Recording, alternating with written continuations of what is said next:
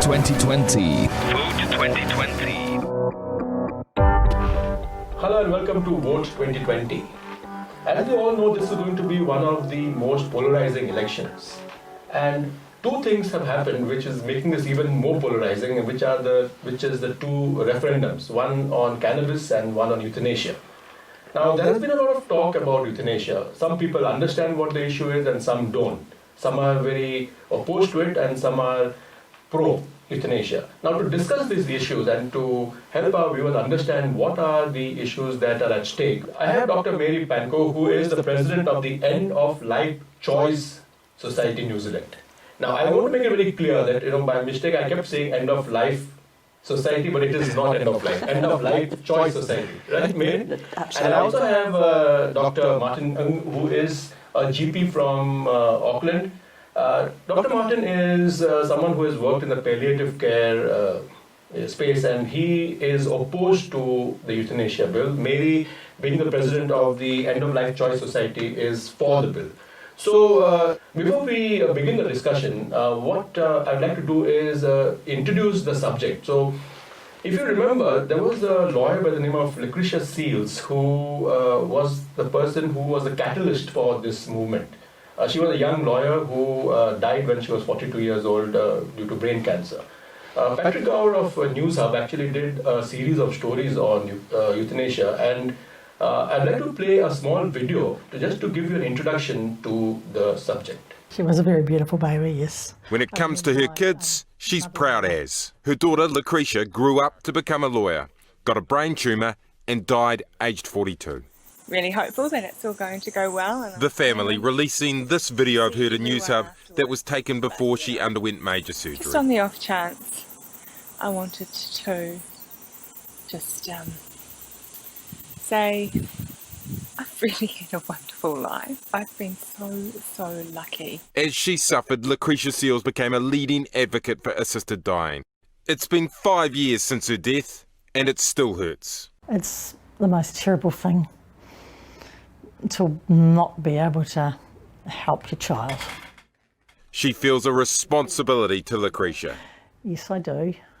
Yes, I'd much rather be out of the public limelight, but I think that, I owe it to my daughter that to try and help get this across the line. Shirley wants New Zealanders to know that Lucretia obeyed the law. She did not use assisted dying herself, and she had a difficult end.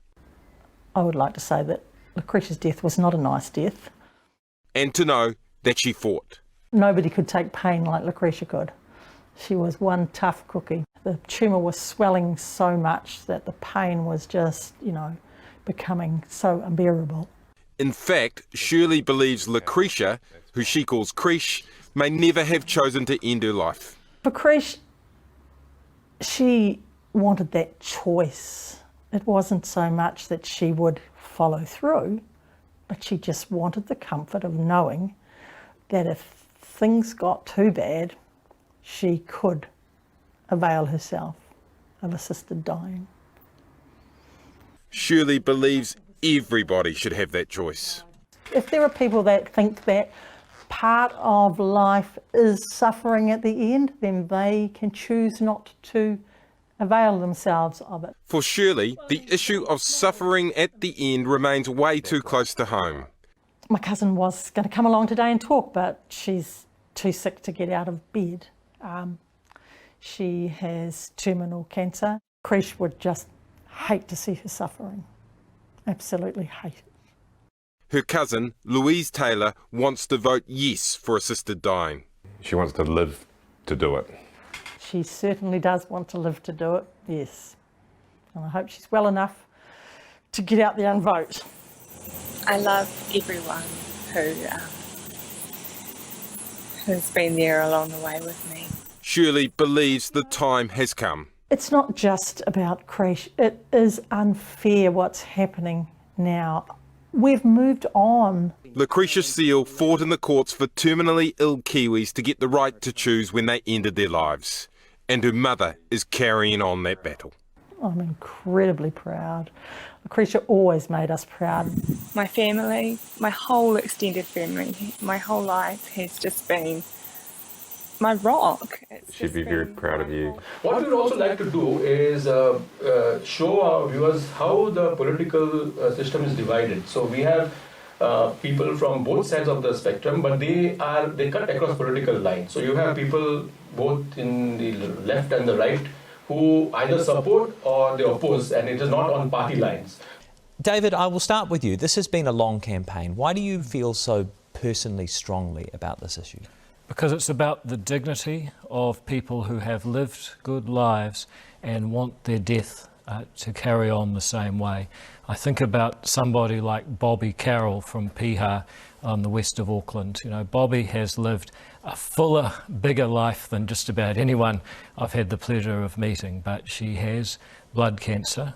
She's concerned about how that will end, and she fiercely defends her right to choose how she goes, when she goes, the terms and the timing of her death. And I think to deny her that choice and force her to suffer indignity when we know that around the world this type of legislation allows people safe choice would be a terrible outcome. I'm encouraging people to vote yes, so people like her, like Sir Michael Cullen, like Lucretia Seales, and so many others can have control as their life ends and go on their terms with the same dignity in death that they had in life. Alfred, why do you feel so strongly? Well, Dr. John Cameron said it. We've not been taught to kill. This would change the basic laws of the land for state-sanctioned killing in our nation. We've repealed and removed corporal punishment. So therefore, because the choice and the opportunity to make a mistake is there. So what we're saying is this: 39,000 submissions that came through this process, 90.6% opposed this bill under one principle, it being unsafe. 1,700 doctors signed an open letter. Palliative care specialists said it was ethically and medically unsafe. Over 300 lawyers, QC, said the issue around coercion, it is unable, it is complex to be able to ensure that there is no coercion, who signed openly, who said this is unsafe. And you would have heard from Vicky Walsh herself, she said this bill is flawed if you believe in euthanasia. Why? There are just too many risks. Jack, it doesn't get any more important to this. This is life and death. A lot of submissions against the bill, but Even our discussion today is not going to be a political one, but rather it is going to be on the subject and on the act. So just to tell our viewers, it is an act. It has already been legislated, but it is not yet in effect. Okay, and all of this, the subtleties we will discuss in the next half. So let us begin with the first question. What is euthanasia? There's a lot of misconception or misinformation about euthanasia. So can I start with you, Mary? Yeah, thank you. I'd like to add one critical word there, voluntary euthanasia. Right. Because that's the whole point of this act, is that it's a matter of choice for people who are terminally ill. So it's not a question of increasing the number of deaths, but it's for those people who qualify under a whole range of categories and have to fit into all of them, that if they are suffering unbearably, then it's an option that's open for them. Right. So before I come to you, Martin, what are the provisions of the bill? Can either of you explain what are the provisions of the bill? Well, shall I start? Sure, ma'am. Yeah. You have to be a New Zealander or New Zealand resident. Yeah. You have to be 18 or over. Yeah. You have to be terminally ill Right. and expected by your doctor to die within 6 months. Right. You have to be suffering in a way which cannot be relieved in a way that you can tolerate. Right. And it has to be your choice. No doctor can suggest this to you. You are the one who's in charge. And the provisions of the Act also make a whole lot of investigation necessary by the doctor to make sure you are mentally competent, that you understand what other options you have Right. once you've raised this issue yourself. And it has to be approved by a second independent doctor if it is approved, and it has to be approved finally by a registrar that the government will set up. Right. How does a person actually end their life? What is the technical way or the medical way? So basically what happens is that what I'm coming from is from a doctor's point of view. As I said, I've looked after many patients who've died from cancer. And what we need to make really clear is this: what's actually available is palliative care, where what actually happens when people are dying, they're suffering, we give them a medication. And if the feeling really breathless or in pain or anything like that, we top up the medications and keep doing so. And in fact, a lot of the medications we give actually hastens death somewhat, because that's the side effect of the medications anyway. So in effect, I mean, if we think about it, palliative care is very, very important. There is a very important line we have to look at this point with voluntary euthanasia. It changes our perspective deeply, because the big difference is a single lethal dose. So imagine the doctor coming in and you've agreed to all this, and we say, are you ready? This is it. I'm going to give you the single dose, and that's it. So that is the very important point I would like to get through, really.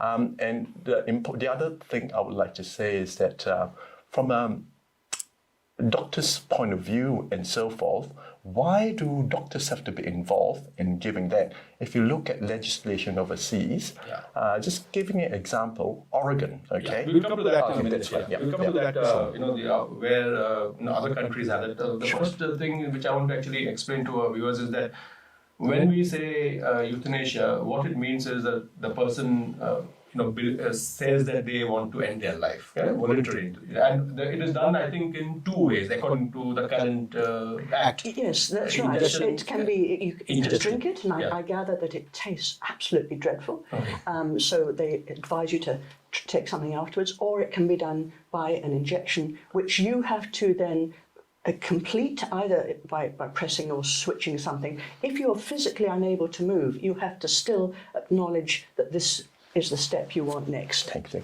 The important thing I would like to say is that legislation overseas, more than 90% take the doctor-administered version. Very rarely do you see the take your own medication. So that is the danger with this bill. Okay. So I just want to come to the technical part. Let's say someone has decided that they want to, pass on. So they have two methods, as you mentioned. Either they can take it intravenous, or they can ingest it, or they drink it. Or so it's a liquid, is it, or is it a pill? You don't know. Okay. It could be a liquid mixed up in water. Mixed water. Okay. So what you're saying, doctor, is that someone has to make that concoction and give it to you.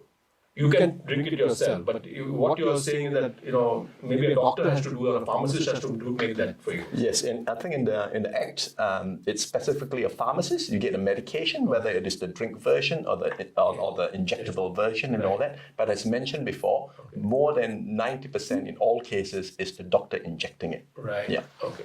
That's absolutely true. And also the pharmacist, of course, doesn't have to be there, and he has to, or she, of course, has to prescribe it, make it up, and the doctor, or in some cases the nurse practitioner, has to be there, and somebody stays with you while the process happens. Okay. We're going to talk about witnesses and all that in a little, in a bit. I think you started talking about that, and we'll come to that in a bit. So, Doctor, you said that it's palliative care is already there, and the patients can avail of palliative care. But what I'm trying to understand is, if someone is in incredible pain or wants to die, like Lucretia Seals did, and she came on, she did a video saying that she would like to do that.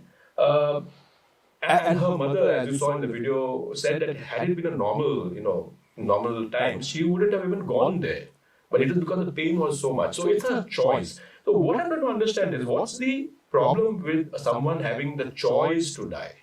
So what's the issue there? So we're going to discuss all the the facets of the bill later, or the act later. Yeah. Yeah, sure. So in terms of choices, we have choices, okay? Every day in life, we have choices and so forth, okay? Yeah. Giving an example, you're on a car, you have a choice to speed or to slow down or to do all those things. Yeah. So each choice comes with its consequences. Right. So that's why we have laws and so forth.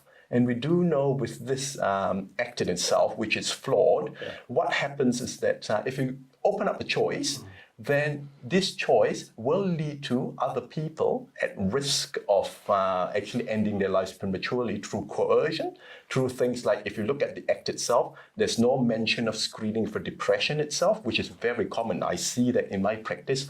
And each time, even when I mean, just recently, I spoke to a friend of mine who was diagnosed with cancer. And they went into a deep depression.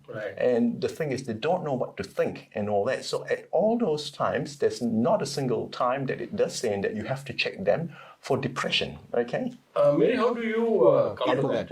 My first point is that palliative care is something we totally support, and we are so grateful that it has become the way it is in New Zealand, and it's an excellent scheme for many people, although we do acknowledge that for some groups of people, it's more hard to access, which is something that must be corrected. And the second thing is that where this act or something similar has happened overseas, palliative care funding has increased. So we're hoping, we trust that will be the case. So what you're saying, where euthanasia is legal, palliative care actually is better.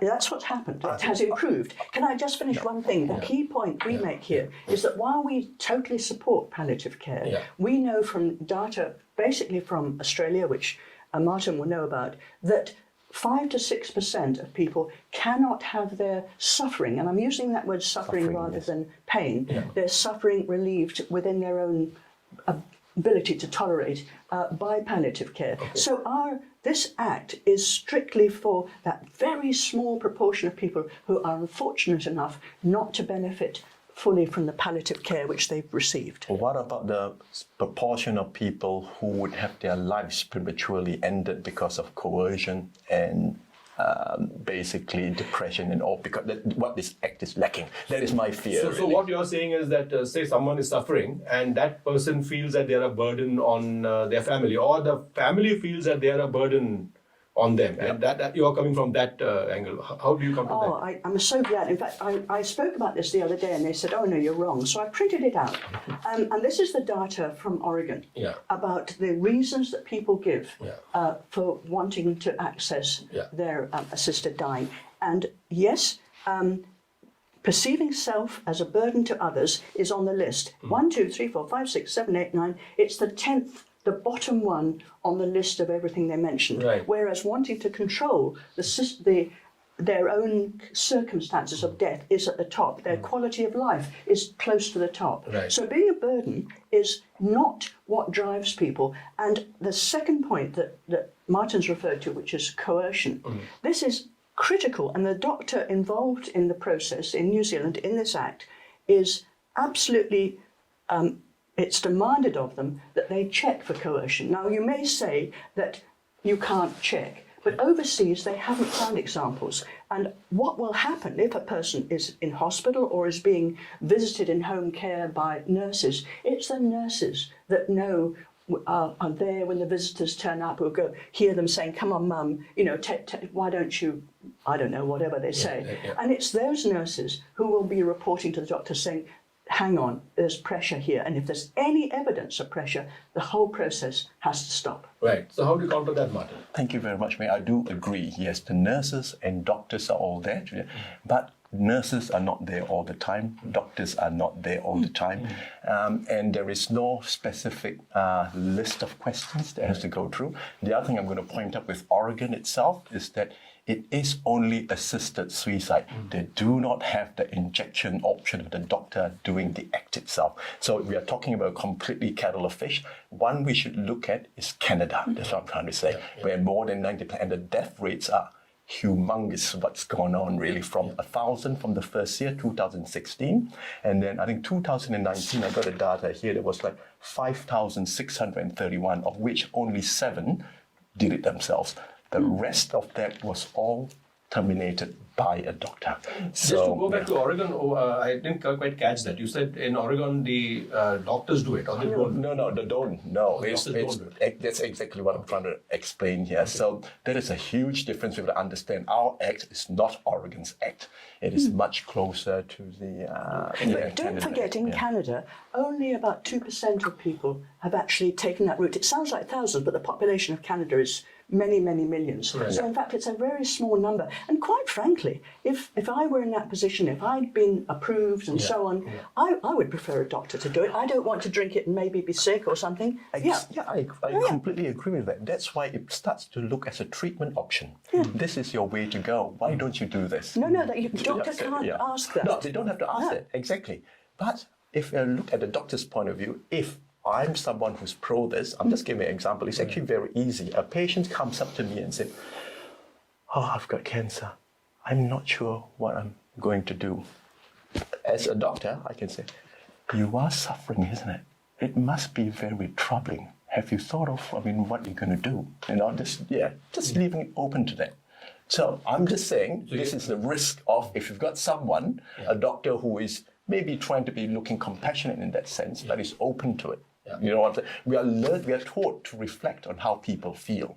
And that's what I do all the time. Okay, but because I know there is no option for this, I'm happy to ask those questions. How can I help you? How can I do all these things?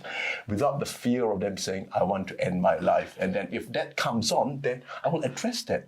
Why is it you want to end your life? Can you explain to me? So you don't get a chance in this option. If I go on that track and the person says that, then my duty is to actually point them, because if I don't agree to do this, I have to point them to scenes. I think, is that right? I have to point them to that and say, please, I can't go through all this. You have to go and see a doctor from there. But of course, nothing to stop you at all saying, I will show you where you can go, but in the meantime, you can still say, have you thought about palliative care? Have you thought about this and that? And you would do, I'm sure. Yes, and that would be fine, because that is part of the legislation, that the patient has to have all their options explored, and you don't just say, and there will be a huge development of what a doctor can say and do, but you don't just say, do you understand? Because we all know people go, yes. So what do you understand? What do you know of your options? Why are you choosing this option? And that is a discussion that will happen over several times. It actually says the doctor will have repeated discussions on this topic. Not necessarily. If you look at the Act, there's no point that it says you have to discuss with them time and time again. So if you look at the Act, so you see the doctor first, the first doctor who will go through all these things.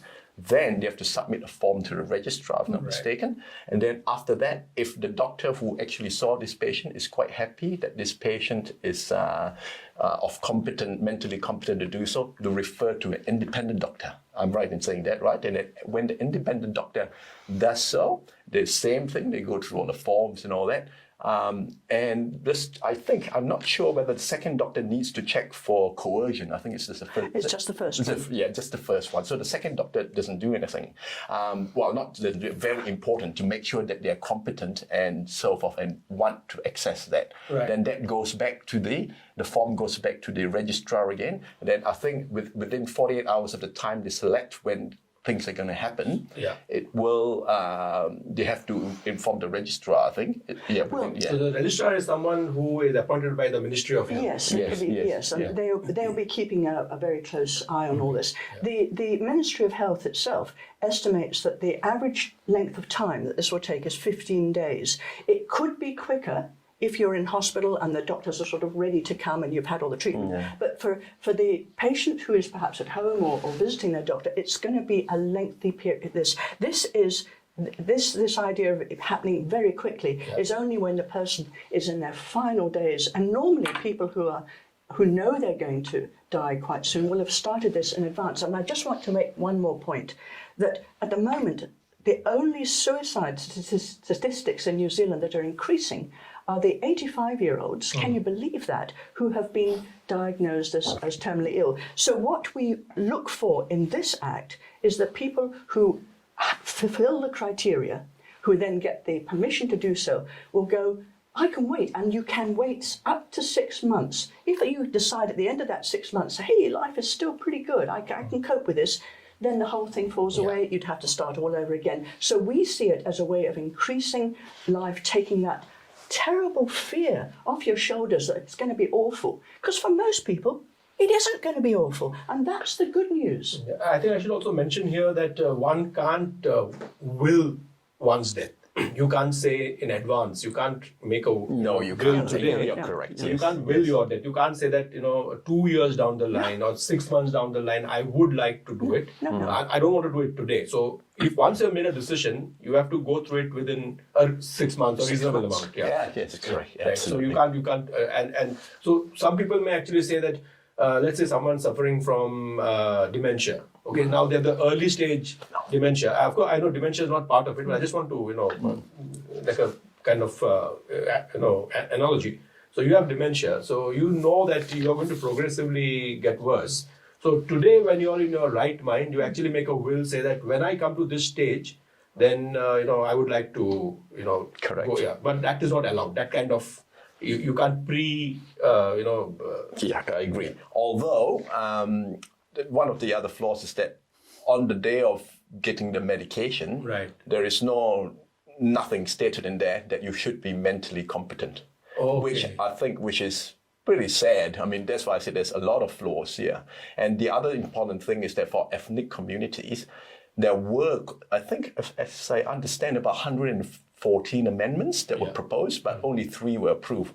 One of the things that really bothered me was that there's no requirement for interpreters and all that. And how much understanding, if you imagine my patients, I mean, the Pacific Island, the Indian community, and with coercion and so forth, they might get a family member in and say, oh, mum, yeah, she wants this, oh, yes, and sign. And so that's my worry. There's no provision made for that. It should be explicit, really. What about the provision to have an agent? So suppose you are in a... No, it has to be you. And this is the whole point. What Martin has said here is not the way the Act is going to work. You have to be competent at the end, because that competence is the whole embracing clause. And you have to be able to say or acknowledge just before the medication is provided that you still want this. And therefore, it's going to be people who have explained, they've understood. And if you have dementia, or perhaps you've been in a position where the medication has made you lose the plot or whatever, it's too late. Yeah. You cannot have it. You have to be of sound mind. Right. No, but isn't there a provision in the Act that if you are at the point you are mentally sound, but you are physically unable to sign, you can actually get an agent to sign on your behalf? Well, you can get that it is in there. if it's pre-agreed and it's all legal. And the other thing I want to say, Martin is complaining that you haven't got the form of words, you haven't got the translator organised and so on. This is why, once this Act gets approved on the 17th, which we hope it will, there's going to be another 12 months while all these details, which are critically important, I'm not minimising them, but these details are set out. The doctors are trained, the forms are designed. They haven't designed the forms. The SENS group is going to be put together. The whole process is going to be laid out dot by dot. And it isn't at the moment, because that's going to happen within this 12 months. Okay. Sorry. I think that's the fear of it. I mean, how much consultation that's going to go through and so forth. If you look at consultation for this Act and all that to start off with, how much was rejected and so forth, in terms of the amendments and so forth, and then even through the submissions and so forth, there were a large number of submissions against this bill because of what we know from evidence overseas and so forth. And yet, I mean, despite all that, nothing's happened. It's just being pushed through because, and that's the big basis of this. How can we trust, if this goes through as a yes, that the processes are going to be safe enough, that they're going to list out and so forth? It should be in the Act. If it's not in the Act, everything else, I'm not sure how much water that will hold, really, because this is a legal. But you said earlier, you talked about an example of choice and driving fast. Yeah. When they produce legislation on driving, they don't decide this stretch of road is 50 and that stretch of road is 90. Those are the critical details that are worked out later or altered. And that's what's going to happen here. I completely agree with you here. But this is a very different thing, because this is a law where you allow a special group of people to terminate someone else's life. If you're only allowing assisted death, that's quite different, really, because that's why I said coercion, all these things, they're all huge risks we have to control against, really. There is no evidence of coercion overseas. There's only one evidence I can think of, and that's just been resolved in Canada, where an elderly gentleman, I think he was 83, requested and was approved, and his wife was bitterly opposed and took him to court, and in fact they separated because of this, and eventually he was allowed to do it by the court case. So that is a form of coercion on the other side. Yeah, I disagree. I do think there is a lot of different stories out there, is whether one goes looking for it, and the important thing is once a person is dead, there is zero evidence left. Right. Okay, now at this point, I just want to quickly recap what we have been discussing. So the first thing is what we have discussed is euthanasia is not about withdrawing life support. A lot of people actually are against this idea because they think that someone else is depriving you of life. So this, as you said at the beginning, is a voluntary euthanasia. So it's not someone depriving you of life or someone taking a decision on your behalf. So let's make that clear. So that's not the issue. So those of you who may be under the impression, and I've spoken to a lot of people, anecdotally, about 60 or 70% of them actually feel that it is withdrawal of life support, or that someone just decides that they want to stop eating. And so that's or stop taking treatments. Now, under Section 11 of the Human Rights Act, a person can forfeit treatment, right? Yes. They can decide they don't want any treatments, and that is in a way, let's say, doctor, you prescribe a life-saving drug to someone.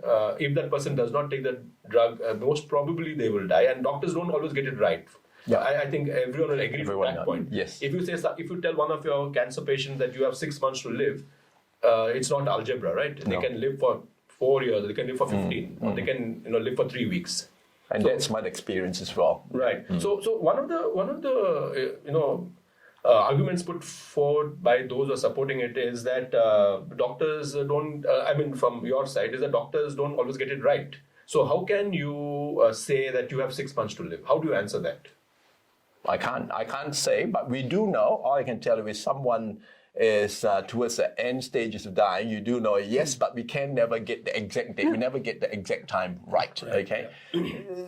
You're going by your pathological experience. Yes, absolutely. You get some numbers. So, for example, you get told you got this cancer. Okay, this stage 5. Okay, on average, 5% will be alive in 5 years, for example. So we get all these numbers, but the exact time we don't really know. I've got a very good friend of mine, an Indian friend of mine, whose wife passed away. I won't give any names and all that. And she was given 6 months really to live. But she lived for 6 years. And at the end of it, she passed away last year. She was in hospice, and I was so fortunate that you had good palliative care and so forth, really. I mean, I can think of examples like this if it was available. And I know because I was with them and all that, every time she went through the treatment, she would say, I want to die. So, she would think about that. Then when she's over it, and she was going on treatment every 3 weeks for chemotherapy and all that, then she would go out and celebrate and have fun and enjoy and go for trips and all those things. So these are the things that, when the option is there to take one's life, there are a lot of life experiences that one can miss as a family and so forth, especially when they start to feel that they lose their autonomy, and maybe there's no family around, and then they say, oh, it's better off I go. Rather than as a society, I believe we should be caring towards our people, every single person, our families and all that. We must learn to care for them and offer them support all the way through. I think if the act is passed and so forth, our society, the caring society that I've grown up knowing how important family is to stand by people and regardless what the difficulties are, that will be affected tremendously. Okay, now let me just put something out there. There are, from the discussion that we have had and from what I've picked up, I think there are 3 major aspects. So one is people who oppose it because of religious reasons. Basically, God gives life and God takes life. So that's that, and there's no argument with that. That's a question of faith, and you can't convince them either way. Okay, so we leave that because in certain religious dispensations, as you may know, that even taking of one's life is a spiritual, especially in some religions in India, where they voluntarily, they go into what we call samadhi, which is they go into a different spiritual plane. So basically, it is there is a voluntary euthanasia if you want to use a medical term. So we have no argument with that group of people. The other argument, is the ethical argument. So is it ethical to do it? And the third, which is I think what we're talking about, is the legal. Is this bill too broad? Or should it be narrowed? Should it be tightened? This bill has been tightened. It had other requirements in it at first, which were dropped out. And to keep, this is one of the tightest bills in the world. It's tighter than Victoria, for example, because they've included. This is basically to do with people who die from cancer, quite honestly. Right. It's very unlikely that anything else would come into this. And it is about compassion, and it's about those people who, not those who are opposed to it in a matter of principle. The people who tend to oppose this particular act, and they keep claiming it's this act that's a problem, if it was not the same as this, it'd be okay, are actually hiding their belief that the whole principle is wrong, that the ethics of the system is incorrect. Right. Whereas we're saying this is absolutely tight, it makes a compassionate society, and it's got hundreds of safeguards, and this is why we will go with this and not any other. Is that where you come from? Is it so Mary is saying that it's more people oppose it because of ethical issues, not because of the lacunae in the legislation?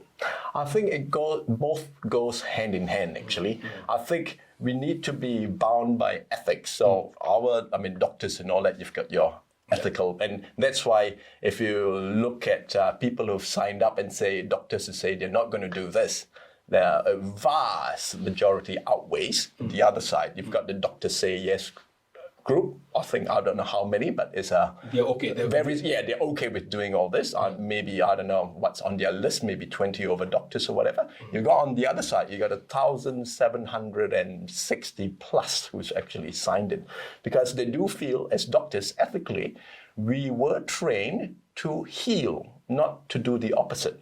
And that is the big difference. It's a huge ethical thing. And that's the other thing I always thought about this act in itself.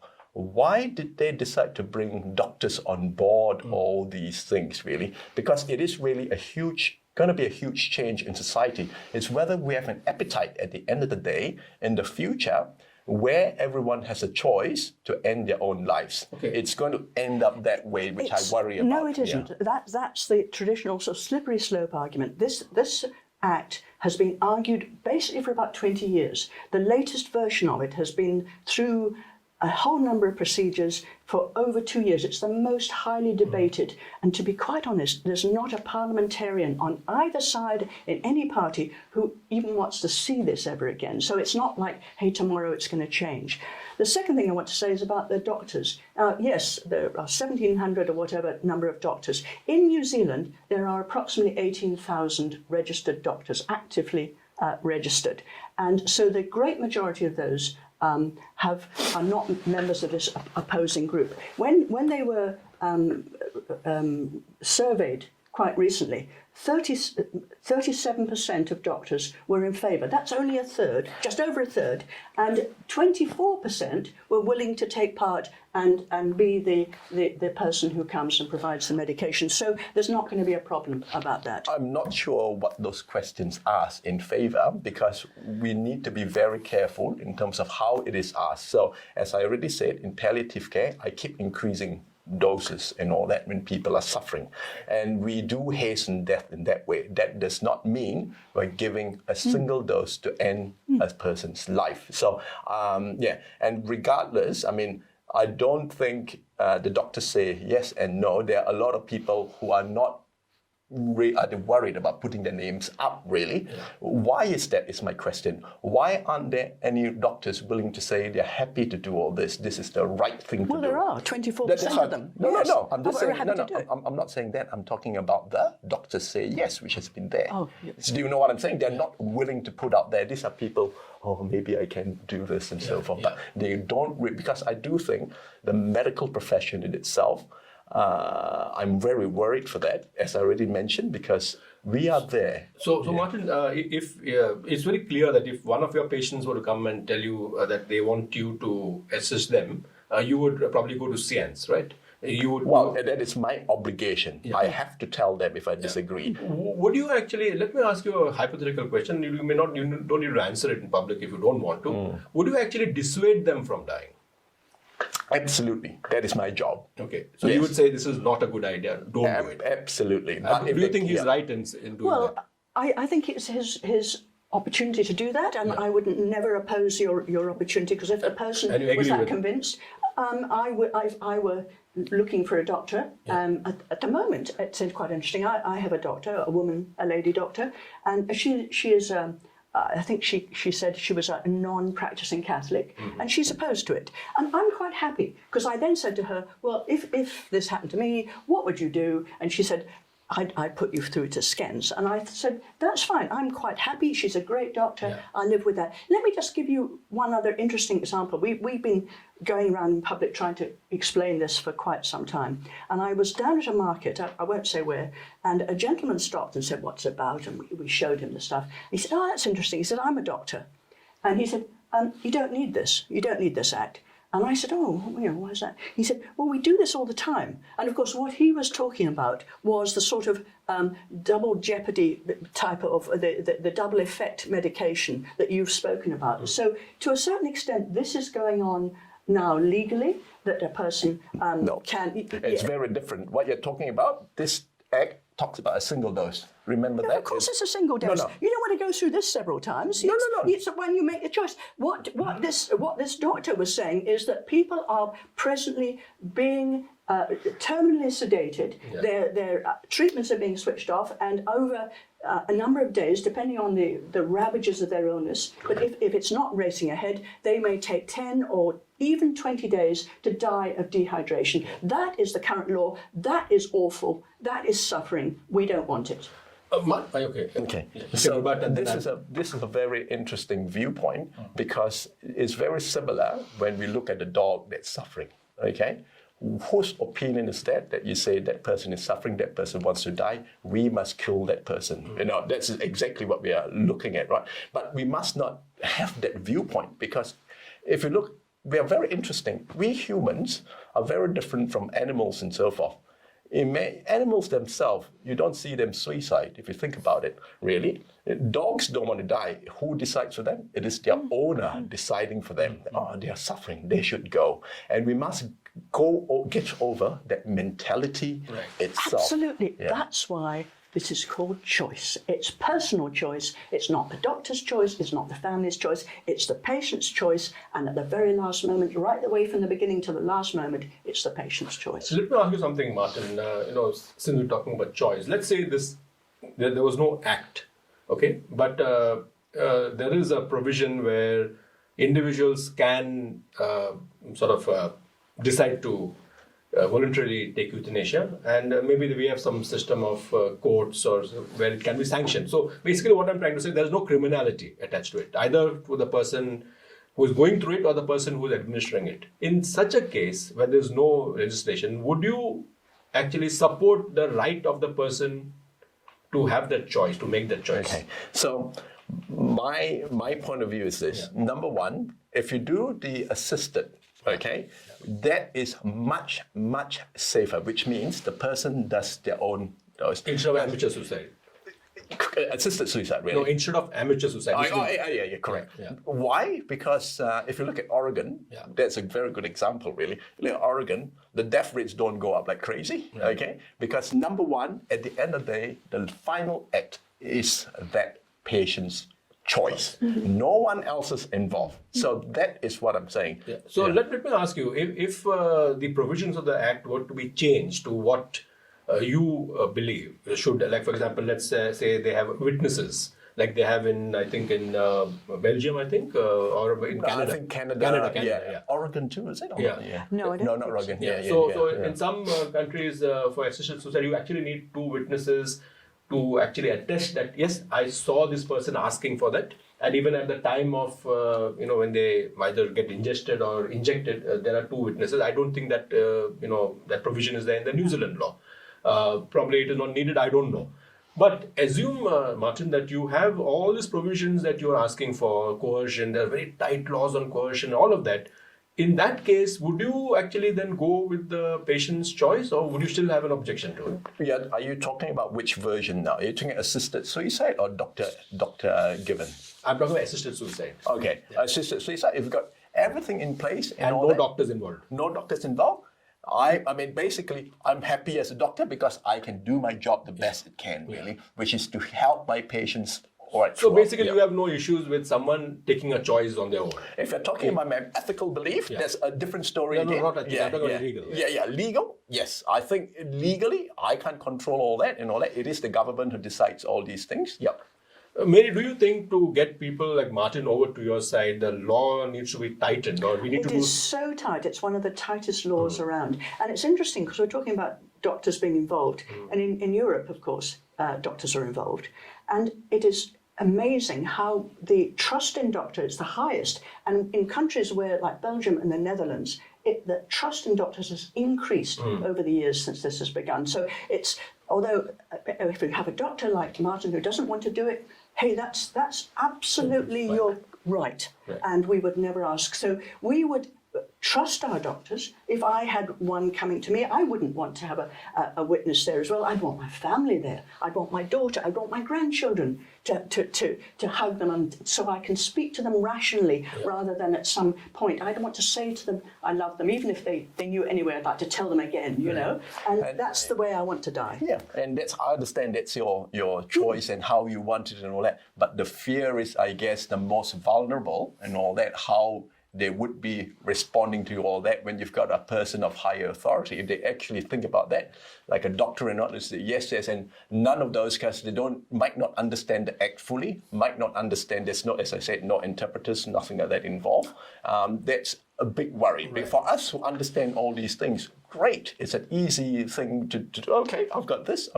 Yes, let's plan for all this. Vast majority of our society, I mean, the patients I look after and all that, I do fear they'll be at risk, really. Right. I mean, you have done a lot of, promotions because being the president of the End of Life Choice Society. What do you think is the main reason that there is objection to it? Do you have any take on that? Well, no, I just think the people that I've spoken to who object have always done so under the issues that we talked about before. Either it's against their religion, or they feel that there is something fundamentally wrong and it should be just the way it happens. So I feel that they have not understood the basic premise that this is the patient's choice, and it allows the patient to know that they are with their family. Right. So, and finally, before we wind up, there is a feeling, Martin, that by government enacting such legislation, it is actually state-sanctioned killing. So do you agree with that?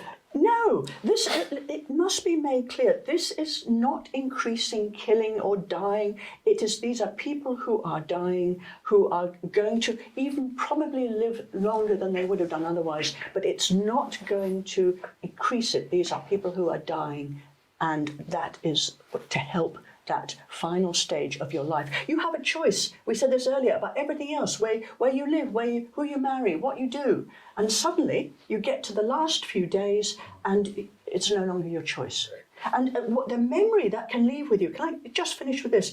A dear friend of mine who was a Methodist minister, he'd had prostate cancer for many years, and it often doesn't kill people, but he knew eventually it was killing me. It was getting worse, it was getting worse. And he was a huge proponent of this legislation. And his wife, he died just before Christmas. His wife said to me, it was terrible. He was begging that it wouldn't go on. He was at home. They were looking after him as best they could. They'd been married for 60 years. The children were there, and he couldn't be helped. And he was just so angry that he was in this state. And she said, now, after 60 years of marriage, 60 years of working together in the church, she said, the only memory that keeps in my mind day after day are those last 10 awful days. Right. And that's what we want to stop. Right.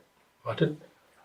No. Thank you for that sharing that story. I mean, we've got obviously, I have other experiences of virtually the other. I mean, I've had known of patients who've had like the worst type of cancer, and basically on no drugs with family around, and basically feeling fairly supported. It's supposed to be the most painful type of cancers. So as mentioned before again, when we do this law, it completely changes when a special group of people in this particular act, doctors and nurse practitioners, can actually state sanctioned to eliminate the life of a person with a single dose. It completely changes society. I would be given the license to kill following the act, okay? And even if I do the wrong thing, the worst case scenario is no more than 3 months of jail and $10,000 fine. And that's all there is in this. And obviously I'll be in front of the tribunal and all that. Anyone else who does this, you know what they, yeah. But so, you're saying that you don't mind a doctor giving treatment which would take 10 days for someone to die, knowing they'll die, but not giving it so it's one person's choice on that day and they die at that point. So that's the only difference. And that to me is what we want. It's a major difference. It's a major difference, and that's what we want to avoid, those 10 days or whatever it might be of intolerable suffering. Remember, that is the judgment of the person.